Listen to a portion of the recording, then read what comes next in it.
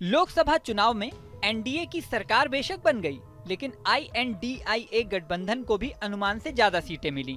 जिन राज्यों में सबसे ज्यादा चौंकाने वाले रिजल्ट सामने आए, उनमें सबसे पहला नंबर है उत्तर प्रदेश का। यहाँ एनडीए को बड़ा झटका लगा और सपा को उम्मीद से ज्यादा सीटें मिल गईं। ये बात बड़े बड़े राजनीतिक विश्लेषकों को सरप्राइज कर रही है। उत्तर प्रदेश की राजनीति में जातिगत समीकरण हमेशा रिजल्ट को प्रभावित करते रहे हैं।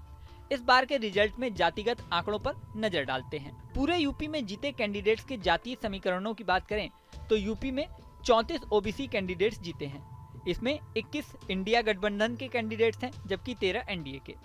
वहीं 23 सवर्ण कैंडिडेट जीते हैं। इसमें 8 INDIA गठबंधन के हैं और 15 एनडीए के। दलित कैंडिडेट्स की बात करें तो टोटल 18 कैंडिडेट्स दलित हैं, जिसमें 9 इंडिया गठबंधन के हैं, 8 एनडीए के। एक दलित कैंडिडेट आजाद समाज पार्टी से है, जो किसी भी गठबंधन में शामिल नहीं है।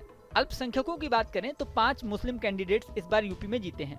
ये सारे के सारे INDIA गठबंधन से हैं, एनडीए से एक भी नहीं। ये आंकड़े सामने आने के बाद अखिलेश के पीडीए फॉर्मूले को लेकर राजनीतिक विश्लेषक चर्चा कर रहे हैं। दरअसल सपा ने साल 2004 में यूपी में 35 सीटें जीती थी। उसके बाद से सपा का ग्राफ लगातार गिर रहा था। अब सपा ने 37 सीटें जीतकर सबको हैरान कर दिया है। सपा की जीत के पीछे अखिलेश का पीडीए फॉर्मूला बताया जा रहा है। ये फॉर्मूला उन्होंने चुनाव से कुछ महीने पहले अपनाया था। पिछले चुनावों को देखें तो सपा हमेशा MY फैक्टर पर काम करती थी। M का मतलब मुस्लिम और Y मतलब यादव।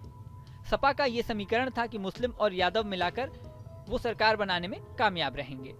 लेकिन अखिलेश ने इस बार रणनीति बदली। अखिलेश ने पीडीए फॉर्मूला दिया। इसमें P का मतलब था पिछड़ा, D का मतलब दलित और A का मतलब कभी अल्पसंख्यक तो कभी अगड़ा। मतलब 3 अक्षरों में वो 4 तरफ तीर चला रहे थे। यूपी का रिजल्ट बता रहा है कि उनके तीर सही जगह पर लगे। सहयोगी कांग्रेस ने भी इसी लाइन पर काम किया। यूपी में सपा ने 63 सीटों पर चुनाव लड़ा था, जबकि सहयोगी कांग्रेस ने 17 सीटों पर।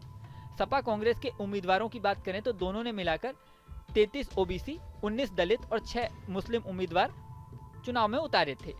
इसके अलावा बाकी सभी सवर्ण उम्मीदवार थे। सपा के जो 37 सांसद जीते हैं, उसमें 20 ओबीसी, दलित समाज के 8 और 4 मुस्लिम हैं।